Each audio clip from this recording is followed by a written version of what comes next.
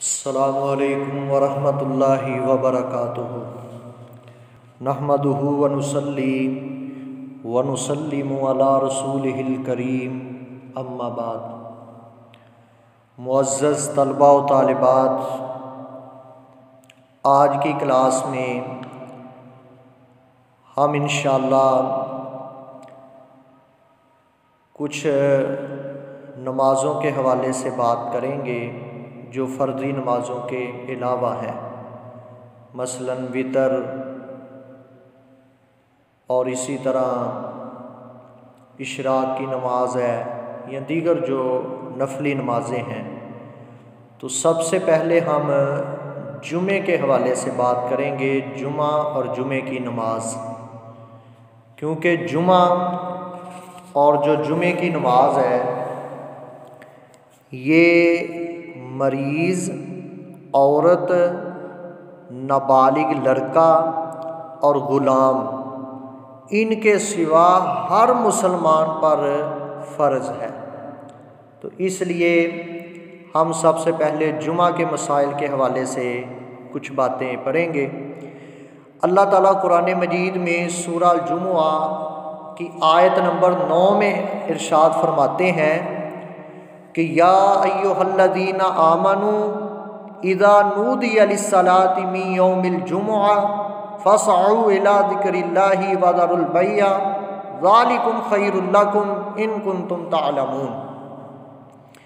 अल्लाह फरमाते हैं कि ऐ ईमान वालो, जब जुमे के दिन नमाज़े जुमा के लिए अज़ान दी जाए तो अल्लाह के ज़िक्र की तरफ दौड़ाओ और कारोबार छोड़ दो, ये तुम्हारे लिए बेहतर है अगर तुम जानते हो तो।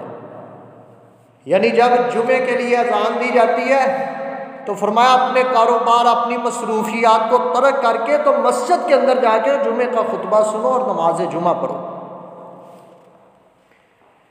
और फिर नबी सल्लल्लाहु अलैहि वसल्लम ने फरमाया सबसे बेहतरीन दिन जुमे का दिन है, यानी हफ्ते के दिनों में सबसे बेहतरीन दिन जुमे का दिन है। ये सही मुस्लिम की हदीस है। और एक हदीस में नबी सल्लल्लाहु अलैहि वसल्लम फरमाते हैं कि सुस्ती की वजह से जो बंदा 3 जुमे छोड़ देता है, अल्लाह ताला उसके दिल पर मोहर लगा देता है। हाँ, अगर कोई उज़र है, कोई बीमारी है तो फिर नहीं,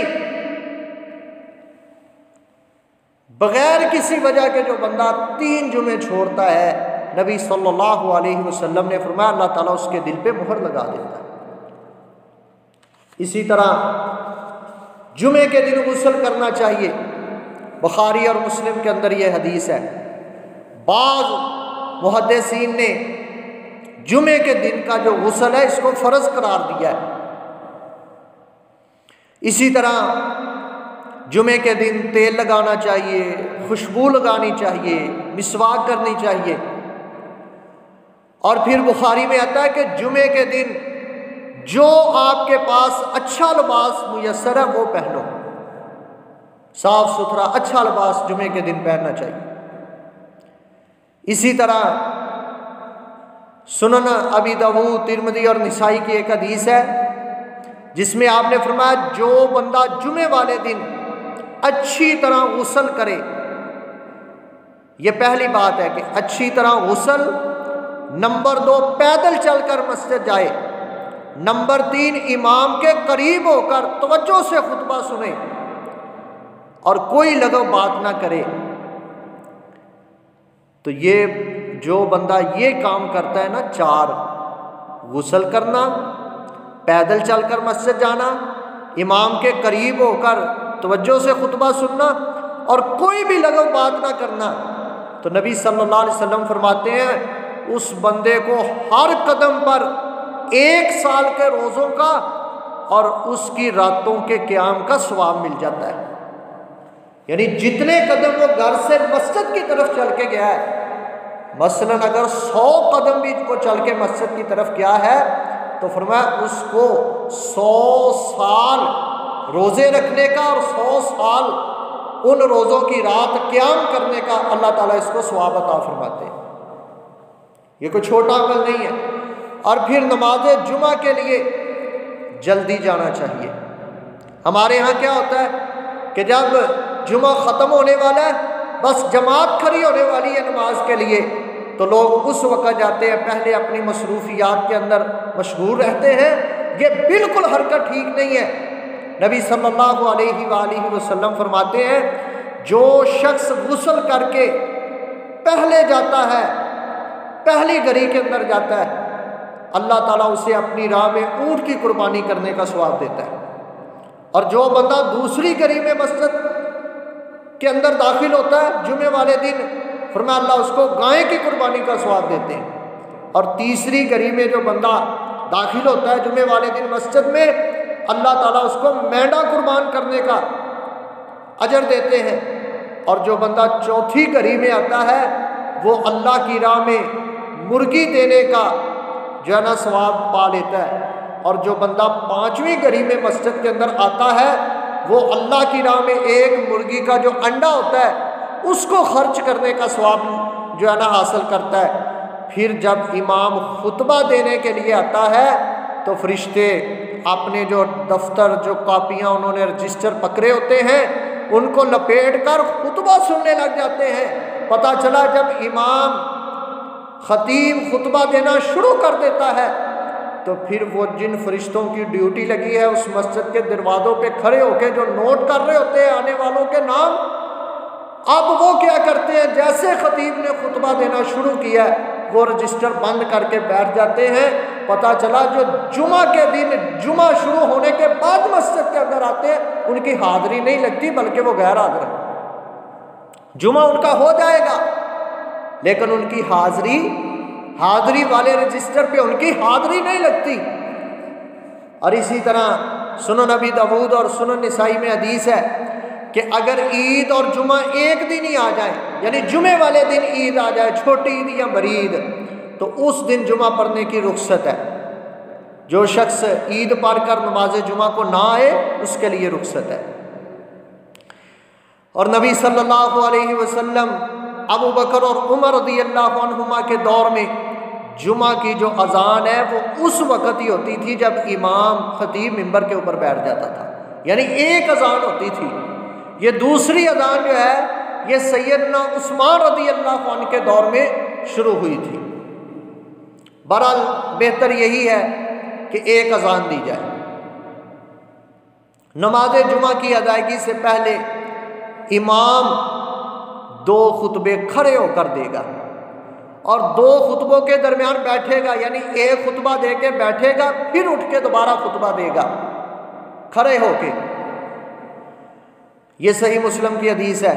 और तिरमिज़ी में है कि दुराने खुतबा गोट मारकर बैठना, इससे अल्लाह के रसूल सल्लल्लाहु अलैहि वसल्लम ने मना किया। और फिर जुमे वाले दिन मस्जिद में जुमे से पहले हल्का बना के, दायरा बना के बैठना, इससे भी अल्लाह के रसूल सल्लल्लाहु अलैहि वसल्लम ने मना किया। ये निसाई की रिवायत है। और बुखारी मुस्लिम में आता है कि खुतबा खामोशी से सुनना चाहिए।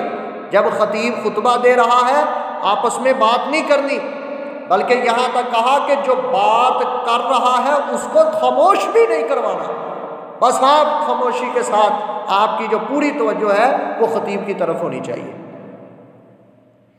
फिर सही मुस्लिम में है कि खुतबा जुमा जो है ये आम खुतबों की निस्बत छोटा होना चाहिए, और जो नमाज जुमा है ये आम नमाजों की निस्बत बड़ी होनी चाहिए, लंबी होनी चाहिए।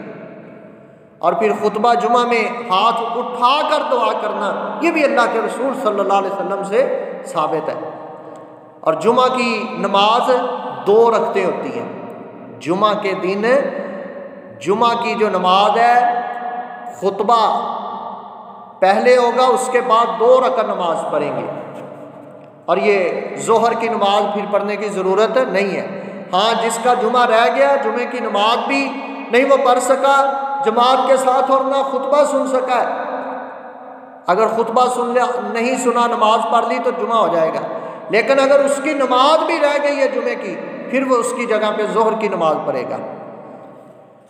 इसी तरह जुमा से पहले जितने आसानी से आप नफल पढ़ सकते हैं पढ़ लें, कोई तादाद अल्लाह के रसूल ने इसकी मुंतखब मुअय्यन नहीं की। और जुमे से पहले कम अज़ कम 2 रकतें ज़रूर पढ़नी है। यानी जब जुमा शुरू हो गया है और तब आप मस्जिद के अंदर आए हैं तो बैठना नहीं है जब तक 2 रकतें ना पढ़ लें। 2 रकतें पढ़ेंगे हल्की सी, ये सही बुखारी में रिवायत है। खुतबा हो भी रहा है फिर भी मस्जिद के अंदर आप 2 रकतें पढ़े बगैर नहीं बैठेंगे। और जुमा की नमाज के बाद 4 रकतें पढ़नी चाहिए। पहले जितनी मर्जी पढ़े, इमाम 2 पढ़ाएगा जो फ़र्ज है, और उस इमाम की जमात के बाद आप 4 रकतें पढ़ें। एक हदीस में आता है आप जुमा की नमाज के बाद 2 रकत भी पढ़ सकते हैं। और जुमा वाले दिन ये याद रखें सूरतुल कहफ की तिलावत करनी चाहिए, इसका बहुत फ़ायदा होता है। तो ये चंद मसाइल थे जुमा के हवाले से। अल्लाह ताला हमें इन पे अमल की तौफीक अता फरमाए।